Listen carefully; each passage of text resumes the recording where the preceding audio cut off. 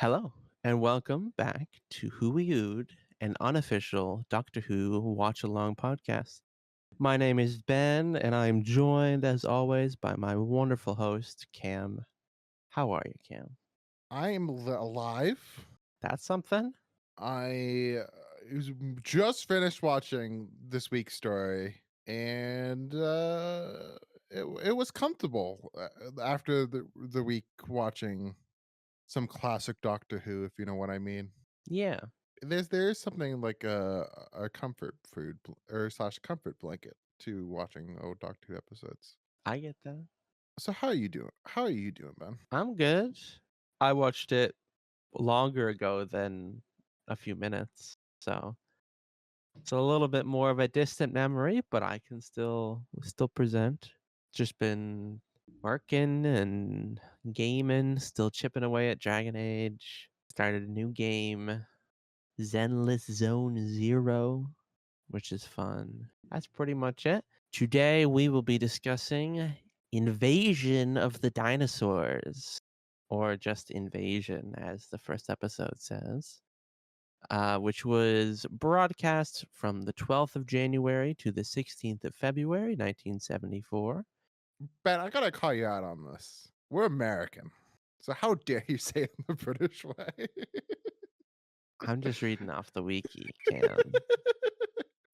Because you know how they do the date first, and we do the month first. Yes. We say like February 12th, and they say like 12th of February. I don't know which way is better.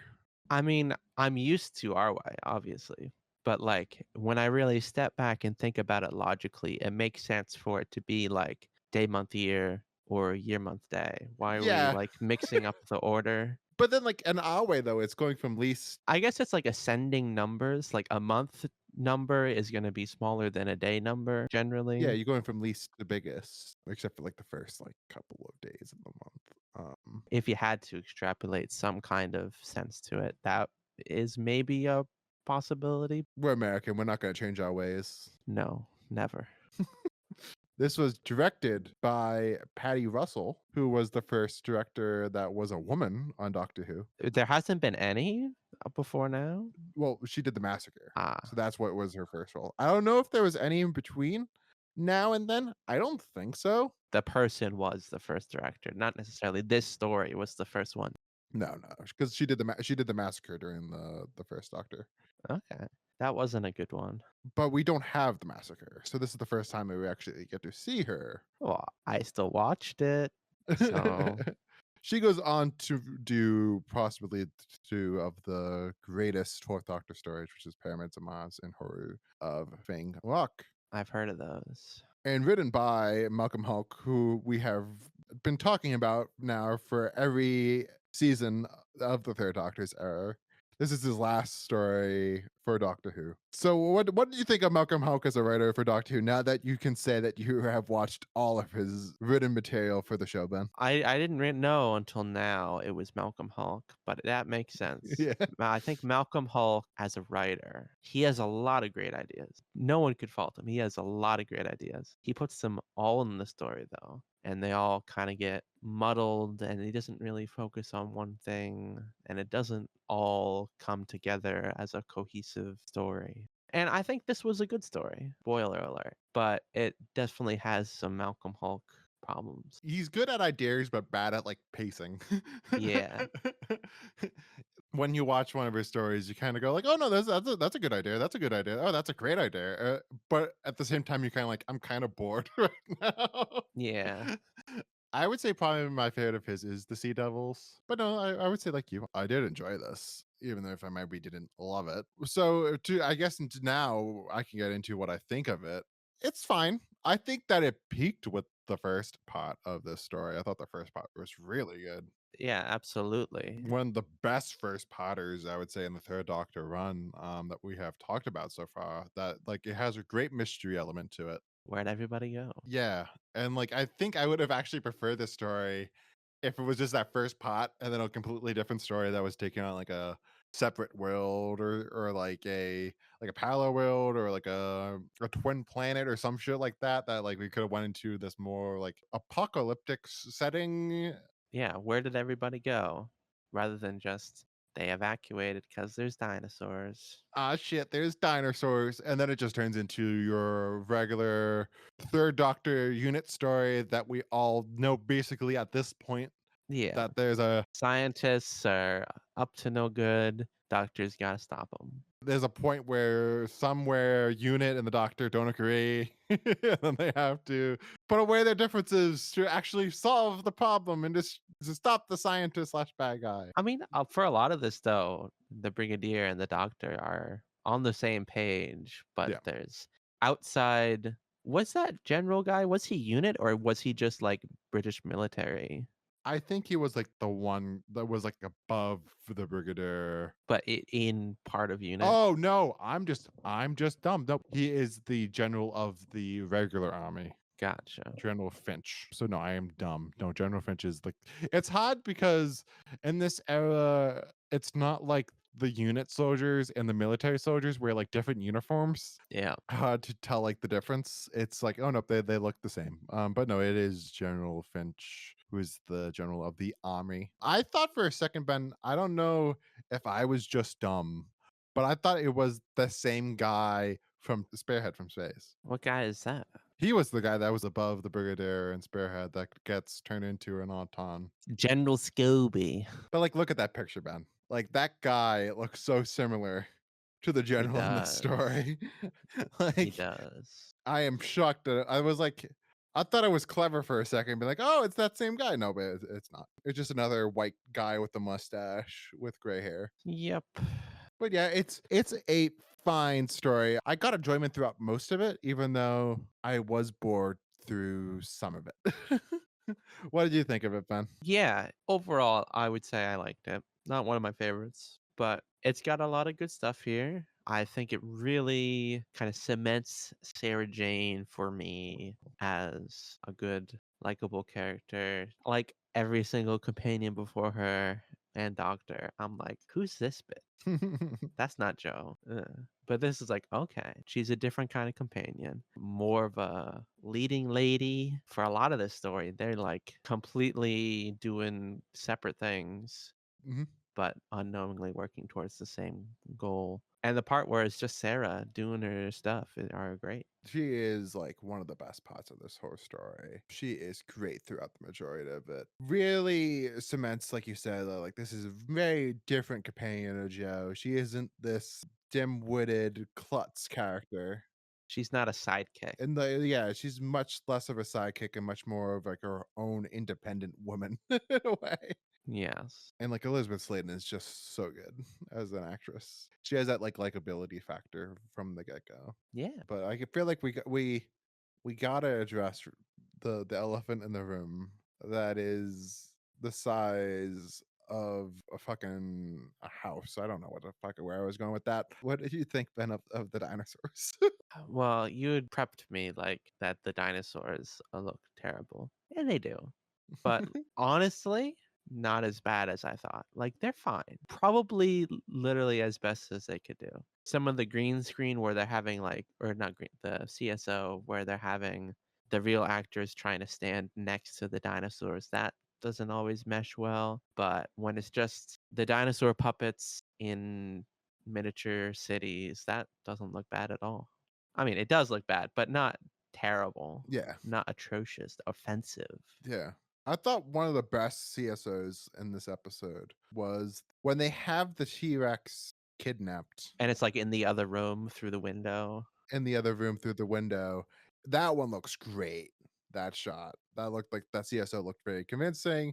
They got the proper depth right. It didn't look like that cheesy. But then there's other times where like the doctor is standing right next to a dinosaur and you're just like, that looks terrible. And it looks like John Pertwee is on a green screen. Yeah, a lot of the puppets I think look fine. The T-Rex in particular though, just the T-Rex doesn't look good. I think they look adorable in a way. Like the Stegosaurus or and the other like the pterodactyls, they look good or better. They have a cute factor to them. Mhm. That like I think is undeniable. But an interesting fact is Barry Letts okayed this story because of the Drashigs last season, and the Drashigs came out so well he was kind of like, we can pull this off. And then he was very much disappointed and said, oh, fuck, we can't pull this off. Trash eggs did look good. It's also not looking trying to look like something that we know Yeah, what it's that's what it supposed to is. look like. The trash eggs are just weird aliens. The Jurassics can be whatever the BBC practical effects team want them to look like and what they can make it look good. The dinosaurs, they kind of need to make it look like a T-Rex. So they, Yeah. they probably had some trouble with that. And the team had to do what they had to do. I guess the question is, what if they made this story not with dinosaurs, but just with like another monster? But then like it doesn't really work because it's integral to the plot. Is it though? Yeah. It doesn't make sense of they're turning back in time and like these monsters are coming out that has nothing to do with like Earth. It needs to be like some Earth I creatures. mean, it was already kind of a side gig to the real plot that's going on. Yeah. It could be just as easily, I don't know, robots from the future. I think it would have been cool if it was like there's a Torchwood episode that's kind of like this. That like you could have done like different time periods coming out. Yeah, we had like that one medieval guy. It would have been cool if there was more of that. Like, if it was like, oh shit, Roman soldiers, and then it's like, oh, Roundheads. we have like these soldiers coming from the fucking medieval times, and now we have these cavemen that we have to deal with. It's like that would have been dope. Yeah.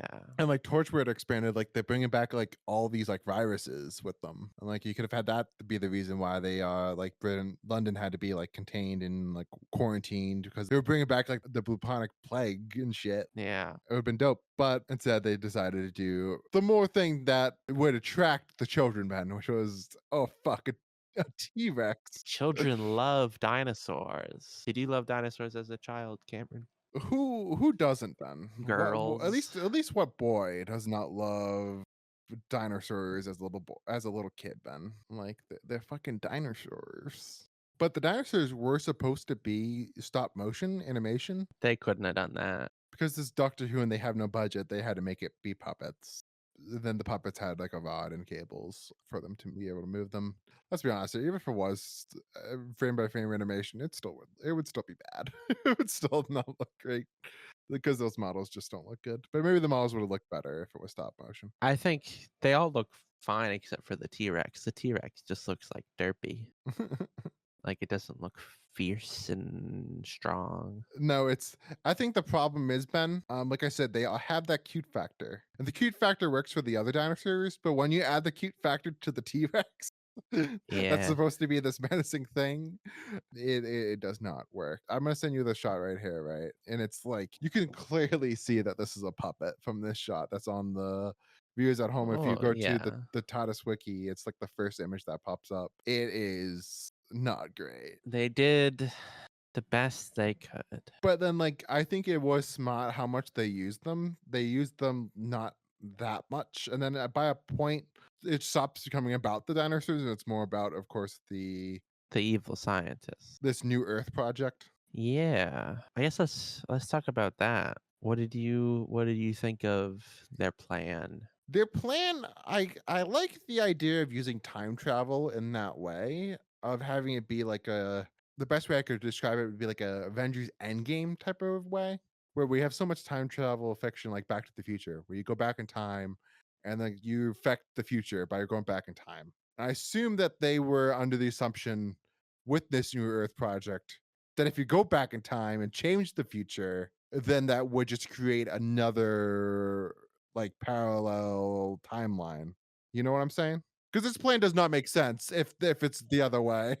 If this is like they go back in time and stop the creation of themselves, they would just disappear, and just the whole project would be. It would just basically be the end of humanity at that point. Like, I mean, paradox aside, I don't think they were trying to create a parallel timeline. They were trying to return to a time when man was not corrupt and then make sure with their superior knowledge and wisdom, make sure they don't go ultimately overwriting the original timeline. but like you know what I mean though. Like in my head, like the laws of time travel, that would have to be a different timeline. And Oh, yeah, because otherwise they couldn't go back in time to yeah, do that. I like that. I like that idea. I think that idea is kind of cool. And Doctor Who doesn't really play with that because Doctor Who much more has a lot because the doctor is going there to save something. It's much more. It's like, oh, these effects will affect the future, but under this story, it wouldn't. Yeah, I mean, it is kind of surprising. The show doesn't really play with, at least so far, time travel that much. No. It's just more an excuse to have the setting be in whatever time that they want to do. They don't Yeah, ever like time travel as a concept never really comes up. which is something that you get a lot more in the new series. New series has a lot more time as like a character in some of those episodes. Like even the idea of something like the Weeping Angels is all about time, right? Where like the classic show really does ideas like that. This is being one of the rare exceptions where like time travel is a big part of the story. And of course, like we mentioned, like Day of the Daleks was another example of like time travel was very important for that story. Yeah, there's only a couple. The Time Monster, best story. Yeah, but that's a whole different thing. I would put that more into like Doctor Who doing gods than Doctor Who doing time. I mean, they got to go back in time to Atlantis. But like the master's more concerned about getting a power of a god than getting anything I like suppose that's true. He already has the power of. of time. He can't send someone to the time vortex though, unless he has the bird, man. I was very disappointed. They spoilers for like a couple of years from now. But in the last episode, when you know already got spoiled that Sutek came back. Yeah. They did a whole like this whole little segment where they mentioned a bunch of gods that we like. They hinted at a bunch of gods that we already have seen in the show, right? There's what's like several, again, fuck Twitter. I've gotten so many spoilers. There's a lot of like gods in Shurigawa season 1, right? Yes, kind of. Maestro and the toy maker. Is the toy maker a god? Yeah, now they're saying that he's a god. They rewrote him at being a god. He's not just a weirdo. No, he's now the god of games. I think they said. But then I was sad they did like a whole montage of listing off all the gods. I was waiting for them to say Kronos, the god of time, but they never did. who also must not be a fan of the time monster. Damn, the chronology of the show is ruined forever. They forgot about my girl Kronos. No, like the New Earth project. I like the idea of it. Yeah. And I love the idea of having these people that are thinking that they're going to recolonize a different planet Oh, yeah. being actually just there to go back in time to their own planet. I like that twist. I like that idea. But it's one of those weird things where, like we talked about earlier, Malcolm Hulk is really great with ideas. Yeah. Like you could imagine a whole story that was about these people that thought they were going to colonize, but they actually weren't. Kind of honestly, that's kind of a similar type idea to Enemy of the World. Because remember that they had all those scientists that thought that the world ended, Yeah. locked down, but actually the world was fine. In this one, they were locked down and thought they were in a spaceship, but of course they weren't. They were just fucking. They were just in a room. Yeah. But what did you think of them, man? The would-be colonizers. Yeah. Pretty much what you said. Very interesting idea. Malcolm Hulk is full of interesting ideas. Can't believe our boy Mike Yates would do this. But that's the big twist of this episode is that Mike Yates is a bad guy. Or at least like this is one of those weird stories where it's like, are they bad? I mean, they're trying to have generations of people, billions or millions of people cease to exist. Yeah. But for the greater good, Ben.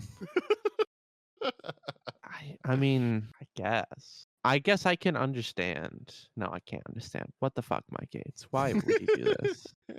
It's kind of that's that problem with like just 70s TV. Like you could imagine today they would have really like got the drama out of that situation. Yeah, there's so much, especially with all like the environmental messaging. Yeah. I feel like honestly, in a revision of this, get rid of the dinosaurs. They don't matter. Focus on the New Earth project. Focus on the colonists. They can still have the going back in time. We don't need an excuse to evacuate London. It can be a more localized area. Have it be like a cabin or a mansion up on the hill, with the elites. If they like just focus on that. I know we don't get the cool dinosaurs for the kids, but there might have been a better story in there. I think it would have been a better story, but I still Doctor Who needs a monster. Like, I just don't know where you would fit the monster. The real monster is man, though, Cam. Like, going back to Mike Gates though, it's pretty anticlimactic, the reveal that he's working for the Project New Earth. It just kind of like cuts to him and it's just like, oh, he's a bad guy now. Yeah. At least he's not that bad of a guy. He's not trying to kill the Doctor. Modern TV would have like this whole big speech saying like, how could you do this to us, Mike Gates? Like, you were our friend, a boy. Trusted you. You were the best man at my wedding. And it's like, for this episode, it's just, oh fuck, Mike Gates, you betrayed us. Yes. There could have been a little bit more emotion. That's all I'm saying. Getting time off to quietly resign. No more Mike Yates, maybe? We'll see, Ben. We'll see. That's all I'm saying.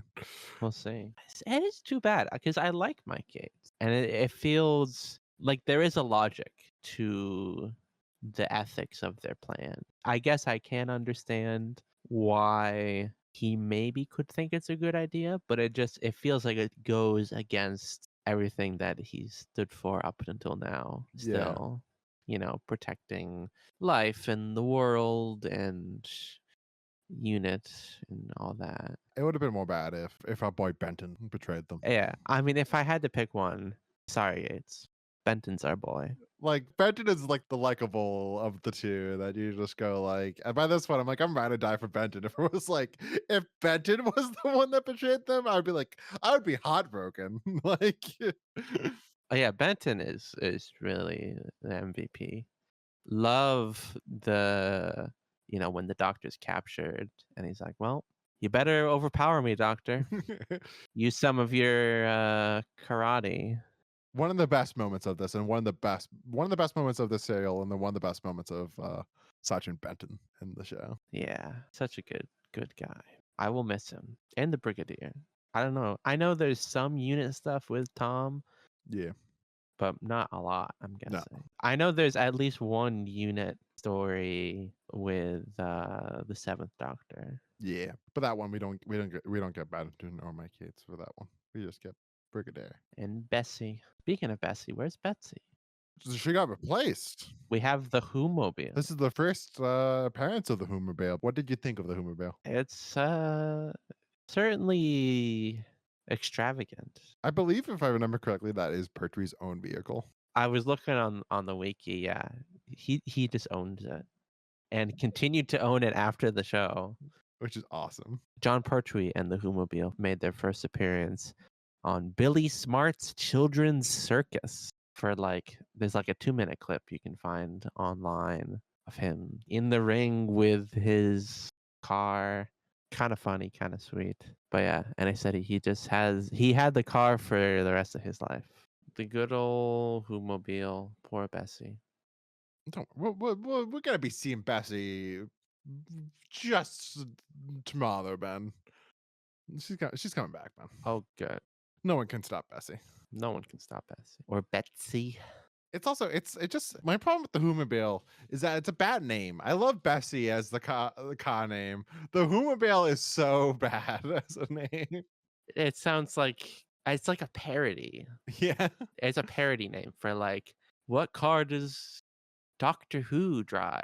The Who-mobile. Like, no offense to John, it definitely sounds like a John idea, not like it was like. He strikes me as the guy who would introduce himself as Doctor Who to children.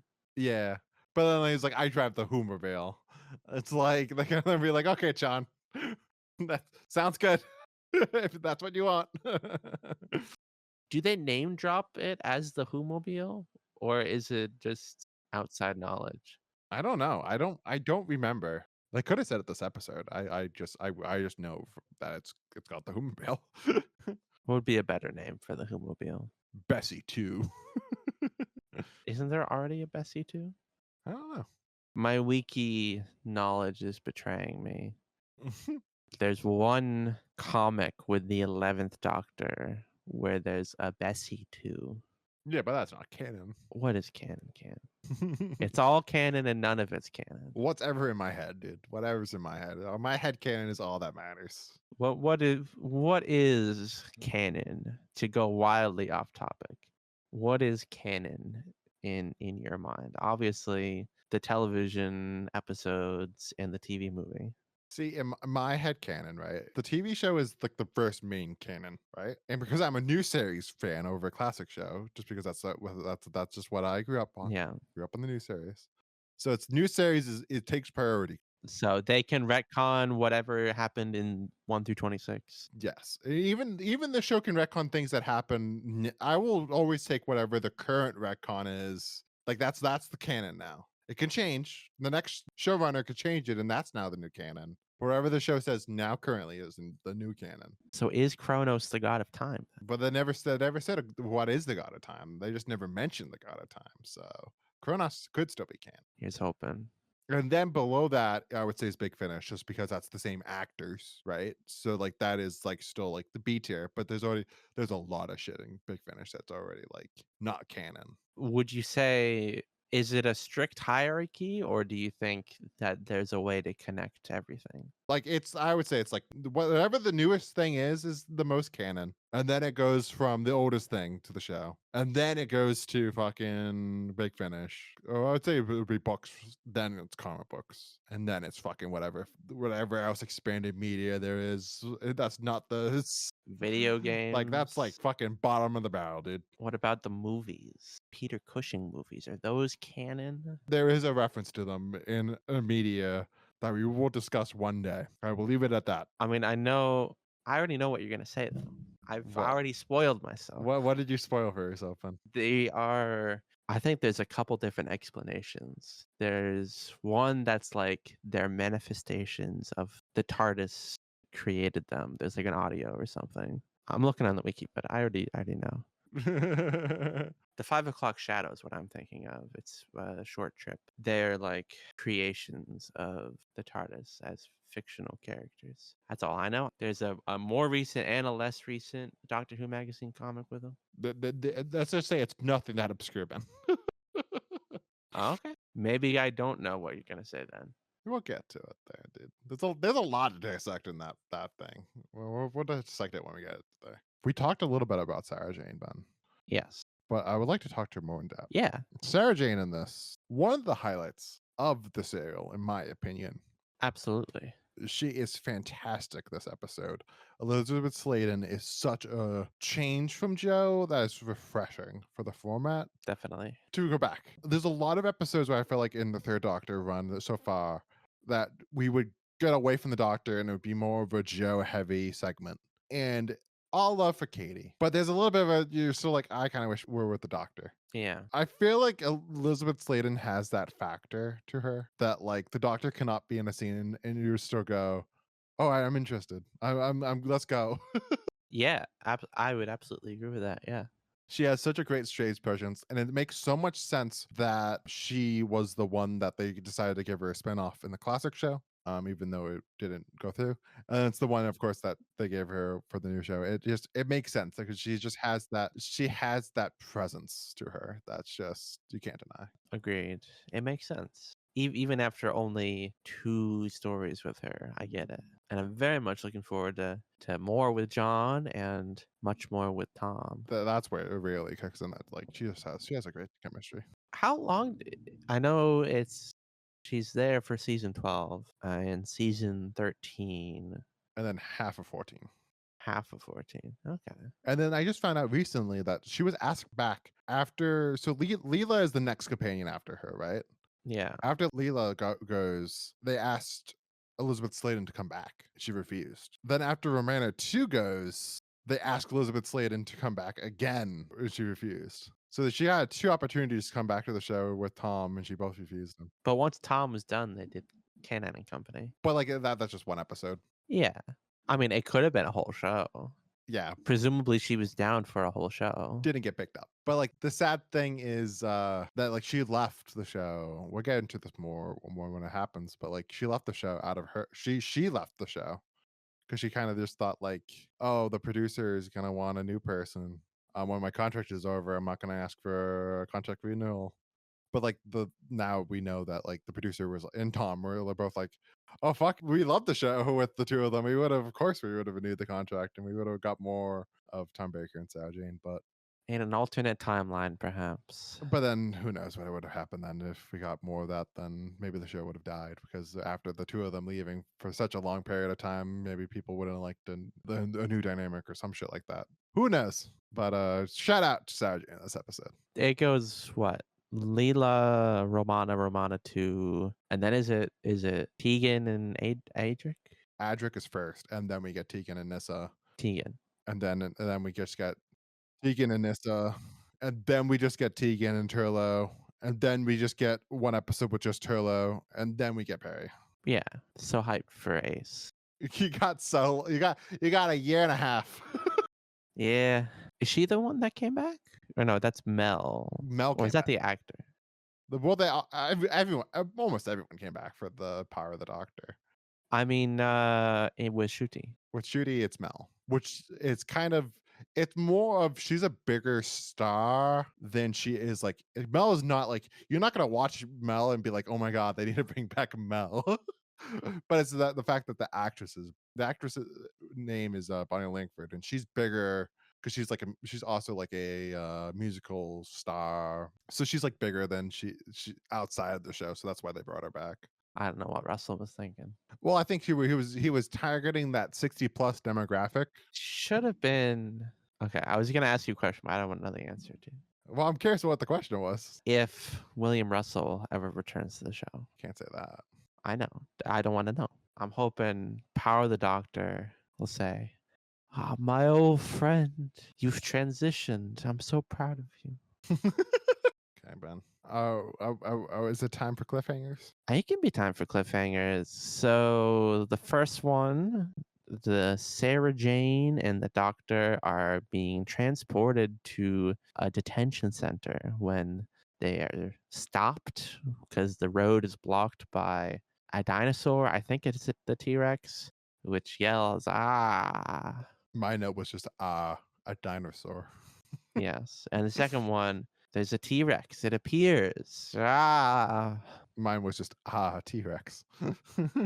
Sarah Jane in the third one, Sarah Jane wakes up on a spaceship and it's 3 months later. She's far, far away from Earth. Ooh. Sarah's in space is what I wrote down. Fourth one, the Doctor has been framed as the one who's been summoning all the dinosaurs from the past. Yeah, I just have it that the Doc is framed. And the fifth one is more dinosaurs are appearing throughout London. I just have shit, another dino. And that's that. How would you rank this episode, Cameron? But like, what's the best cliffhanger, Ben? Oh, right. I would say it's Sarah in Probably space. Yeah, definitely the third one. Just because it's different. Yeah. It doesn't help that like with how not great the dinosaur effects are, that is the cliffhanger for the majority of the serial. Yeah, gotta keep those kids hooked. So for my rating, Ben, I'm thinking about this in terms of like, all right, do I like this as much as Frontier? Because Frontier, of course, is the last one that Malcolm Hawk wrote. And I think I liked Frontier a little bit more than this. So I'm gonna go 7.2.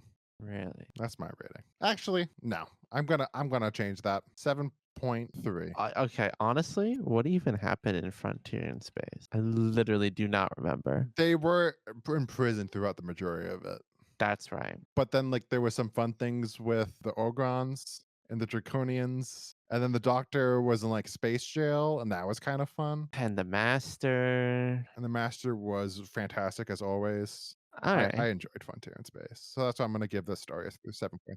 I'll follow your suit. I'll give it 1 point lower than what I gave Frontier in Space, which is 7.6. In terms of the rankings in the 2024 Doctor Who magazine poll, this ranked number 13th, the highest position it has ever been. Before this, in 2014, it was number 18, and then 2009 and 1998, it was both 20.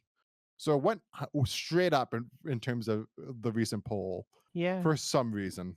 When did I know we don't have the season 11 collection. I think the reason why it went up a bit is that some people went back to it and thought, "Oh, this is fun." When was not the most recent, but the previous poll? 2014. Okay, so that was after the DVD came out. But it would have been, like, right after, right? When did the DVD came out? In, like, 2011, 2012? 12. So, like, that would've been much more fresher in people's minds. Maybe in hindsight, people started to like it more. I think, honestly, I think probably 13 is a little bit too high for this story. Putting it above, like, Ambassadors of Death. Like I said, I liked Frontier in Space more than this. I like Claws of Axos more than this. Yeah, I think it should be like in the 15 to 18 range. That sounds right for me. Yeah, even if 15 seems like a much better position than 13, in my opinion, looking at that poll. Like, right in the middle, good and bad, as an average story, but, like, a little bit above average, I would say. Yeah, I'd bump it. Oh, is Planet of the Spiders worse than this? That would suck. I enjoyed Planet of the Spiders more, but Planet of the Spiders has the problem that it is a six-spotter. I mean, so is this one.